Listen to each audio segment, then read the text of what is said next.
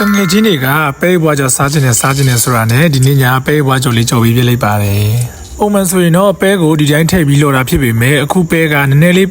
အမုံနေပါနေတာဖြစ်တဲ့အတွက်ရေတစ်ထက်စီးပြီးတော့မှအရင်ဆုံးရေချောက်သွားအောင်လှော်လိုက်ပါတယ်။ပဲဘွားကြော်တာအမေးလေးရလောက်မကောင်းပေမဲ့တငယ်ချင်းတွေစားခြင်းနဲ့ဆိုလို့တက်တလောက်မတလောက်လေးအဆင်ပြေအောင်တော့ကြော်ပေးလိုက်ပါတယ်။ရှေ့မှာလည်းကျွန်တော်ပဲဘွားကြော်တဲ့ဗီဒီယိုလေးတစ်ခုတင်ပေးထားခဲ့ပါတယ်။ဆိုတော့အဲ့ဒီဗီဒီယိုကိုမကြည့်ရသေးတဲ့သူဆိုလို့ရှိရင်ဒီဗီဒီယိုကိုကြည့်ပြီးတော့ like ပြီးကြော်ကြည့်နိုင်ပါတယ်။ရေချောက်သွားတဲ့အခါမှာကျွန်တော်တို့ပဲကလေးတွေဖောင်းလာပြီးတော့ပေါက်သွားအောင်လို့ဆက်ပြီးလှော်ပေးရပါမယ်။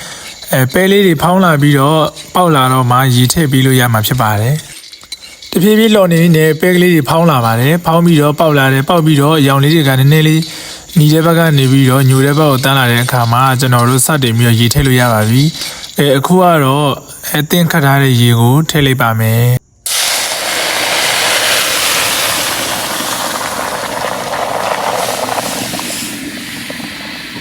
ရေထည့်ပြီးတဲ့အခါမှာအဖုံးအုပ်ပြီးတော့ပဲလေးတွေရေကုန်လေးတွန်းသွားအောင်ဒီပြုတ်ပေးရပါမယ်အခုဆိုလို့ရှိရင်ပဲရေကုန်လေးတွေကတွန်းလာပါပြီ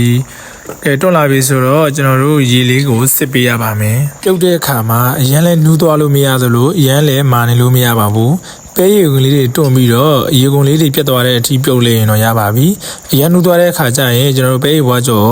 ဖြစ်လောက်တဲ့အထိကြော်လို့မကောင်းတော့ပါဘူးဒီဗီဒီယိုထဲမှာတော့ကျွန်တော်ချလိုက်တာနည်းနည်းလေးတော့စောသွားတယ်ပေါ့နော်အဲဒါကြောင့်ပဲလေးကနည်းနည်းလေးတော့မာသွားပါတယ်ရေစစ်ပြီးတဲ့အခါမှာပဲကိုဒေဝရဲပြန်ထည့်ပြီးတော့ရေချောက်အောင်ပြန်လှော်ပါမယ်ရေချောက်အောင်လှော်ပြီးမှကျွန်တော်တို့ဆက်ကြော်လို့ရမှာဖြစ်ပါတယ်အခုဆိုလို့ရှိရင်ပဲလေးကရေတဖြည်းဖြည်းနဲ့ချောက်နေပါပြီပဲကြော်ကိုငပိနဲ့တွဲဆတာရမ်းကောင်းပေမဲ့ပဲရေဘွားကြော်တစ်ခါကြော်ရတာကလက်ရမ်းကြောင်းပါတယ်ရေချောက်အောင်မှွေလဲရတော့မတူးအောင်မှွေလဲရနဲ့ရမ်းအောင်မှလက်ညောင်းတော့ပဲရေဘွားကြော်ဖြစ်ပါတယ်ပဲဘွားကြော်တဲ့အခါမှာစားကိုကြော်ပြီးမှထည့်ပေးရပါမယ်ကြော်နေတဲ့အချိန်မှာစားမထည့်ပေးရပါဘူးကြော်နေတဲ့အချိန်မှာစားထည့်လို့ရှိရင်ပဲကပျော့သွားနိုင်ပါတယ်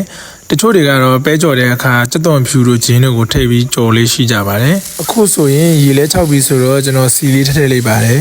ပဲကိုကြော့အောင်ကြော်ဖို့အတွက်ကစီကိုများထည့်ပေးရပါမယ်စီနှမျိုးလို့မရပါဘူးနော်စီများထည့်ပြီးကြော်မှသာရတာရှိပြီးစားလို့ကောင်းတဲ့ပဲကြော်လေးကိုရရှိမှာဖြစ်ပါတယ်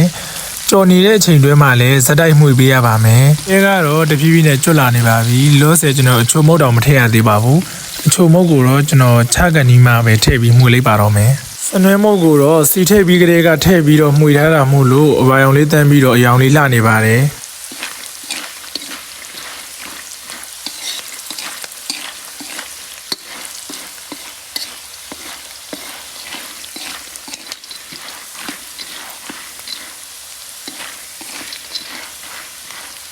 ပဲကချလို့ရတော့မဲ့အနေထားကိုရောက်နေပါပြီစီလေးများများလေးထည့်ထားတဲ့အတွက်ကြော်ရတာလဲကျွတ်ပြီးတော့စားလို့ကောင်းတဲ့အနေထားတစ်ခုဖြစ်နေပါပြီကျွန်တော်ပြုတ်တဲ့အခါမှာနည်းနည်းလေးလိုသွားတဲ့အတွက်ပဲလေးကတော့အလေးလေးတော့မာနေပါတယ်အိုးချတော့မှဖြစ်တဲ့အတွက်အချိုးမိုးလေးထည့်ပြီး2မိနစ်လောက်မှွေပေးလိုက်ပါတယ်အခုဆိုရင်တော့ကျွန်တော်ရဲ့တငယ်ချင်းတွေအတွက်စားခြင်းစပွဲပဲဘွားကြော်တစ်ခွက်ရရှိပါပြီအဆုံးထိကြည့်ပေးကြတဲ့တယောက်ချင်းစီတိုင်းကိုကျေးဇူးအများကြီးတင်ရှိပါတယ်ခင်ဗျာ